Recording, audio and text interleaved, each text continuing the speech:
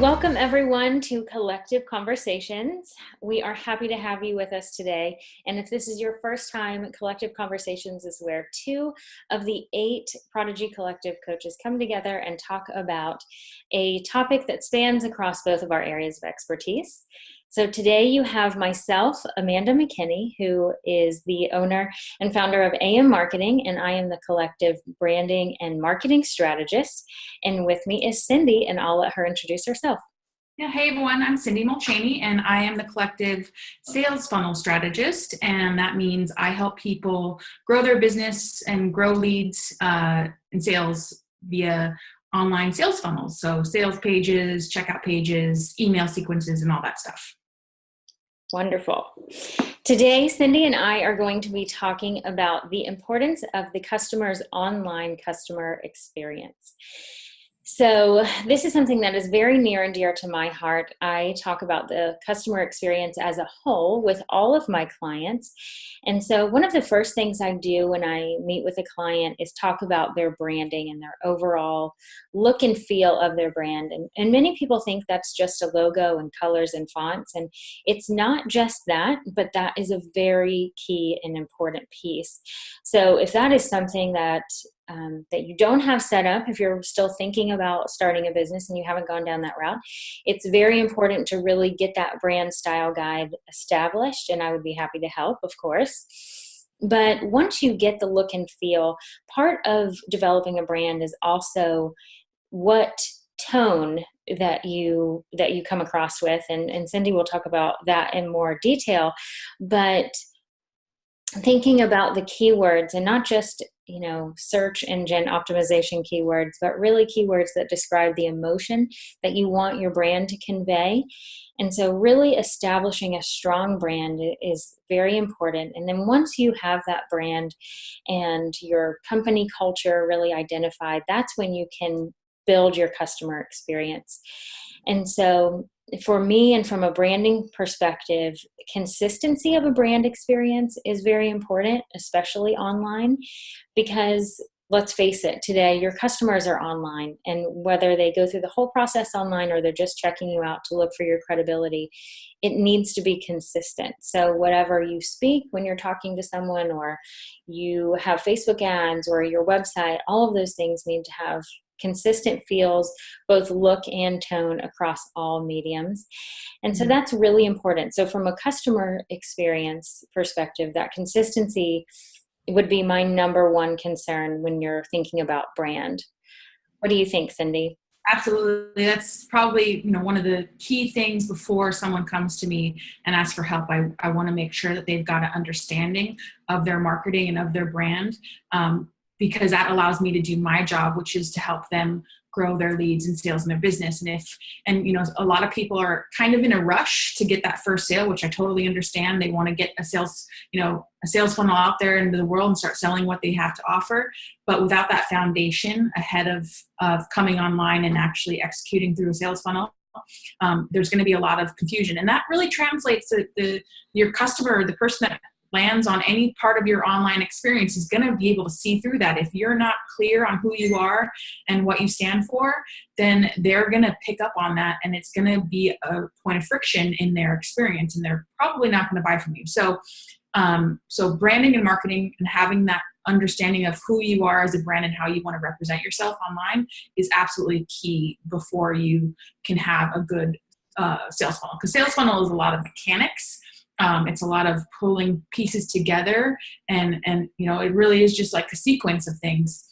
So establishing that tone. Are you fun? Are you serious brand? Do you appeal to a young audience or an old audience?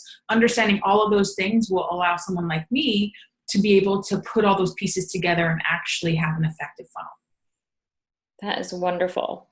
I can't wait to work with more clients with you and me connected, because this is so wonderful how it really does work hand in hand, and there's a step-by-step process of, you hope everyone that starts a business really starts with the branding, but at least us all working together, we know if they get to you and they haven't established your brand, you're going to encourage that, and vice versa, it goes both ways. So this is great. Yeah, we were talking before we went on air that, our function in our business is we do different things, but at the end of the day, it kind of, if you pull off all the, go down to the fundamentals, we actually do the same thing. We are both into branding and marketing. It's just how we kind of, how we fulfill that role in our businesses is slightly different. So we're very complementary in that way. Yeah, absolutely. Well, another thing that I was thinking about is, when you think about that online customer experience, I'm a true believer, like I said, that your customers are your biggest advertiser, and they're going to either help you or hurt you. And when we think about the online customer experience, I think something, if I didn't mention it, would be detrimental to the conversation, is online reviews. And those happen so easily when it's bad. And so people are really ready to talk bad about you when something goes wrong, and that customer experience is something that makes something go wrong. You could love the product, but the experience was not good. Yeah. And so I don't know if this is something that many people do. I've seen it work really, really well.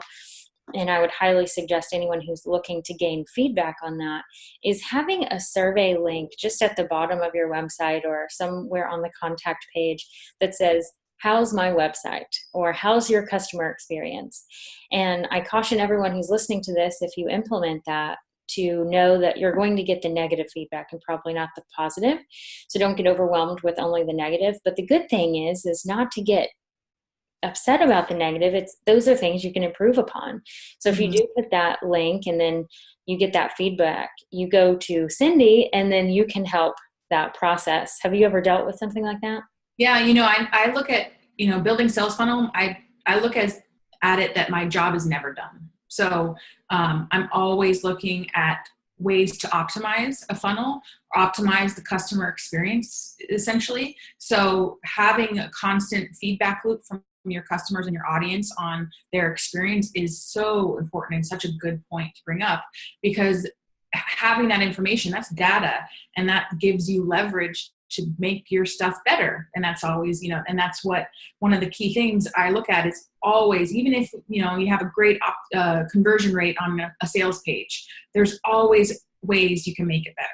Always, the goal is always to reduce as much friction as possible for someone to say yes to your offer. And that is the fundament. That's like pretty much it when it comes to a sales funnel, is giving someone the opportunity to easily say yes. So yeah, survey is great. Awesome.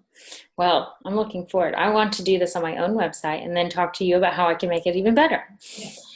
Well, another thing, that's really one of the takeaways that could happen, but my only other suggestion for those of you watching today and really wanting to dig into the online customer experience is simply to walk through it yourself as a customer and as objectively as possible, which is very, very difficult.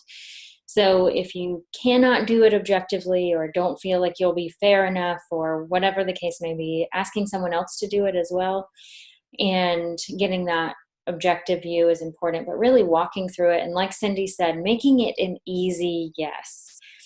I think my business is great and everyone should use it, so I don't know that I would be the best person to look at my website and say, of course it's an easy yes. That's great. I would purchase this all the time. So maybe I do need someone, a friend, someone, another small business owner that I know, to walk through it and say, I really had more questions during this process or whatever it is. So asking someone else or walking through it yourself is important. And what else do you think, Cindy? Yeah, I think having an objective set of eyes on your online experience is key. And I agree with you. I don't think I would be able to be objective on my own stuff. So I always ask for people to give feedback. As and that's a great part of being a part of this collective, is we're all helping each other too. So we've all been able to do that with each other. But yeah, some takeaways when you are asking someone to give feedback is, it's one thing to say, hey, can you look at my sales funnel and my online experience and what do you think? But if you can ask them to look at it through a certain lens, then you'll be able to get more specific feedback that will be more actionable. So one thing you could ask people is, do you have any questions when you go through my online process? Is there something that is there something that you want to know before you make a decision, yes or no. Is there something I'm forgetting to tell you? So overcoming objections is an important thing to ask people. Are there any objections to my offer that you see? Is there social proof? So make sure that you are asking people to say, do you feel like I have credibility through my online experience? Do I need more? Or, if you were to, and maybe you might need to ask a total stranger that's not familiar with you or your business to actually look through your funnel. And there's actually websites. I'll try and find a couple of the services that you can actually pay people that don't know who you are to actually look at your process, and they'll give you feedback. We'll put that in maybe the show notes below. But having a complete stranger go through it will give you actually even more insight than someone that even is familiar with you or your business.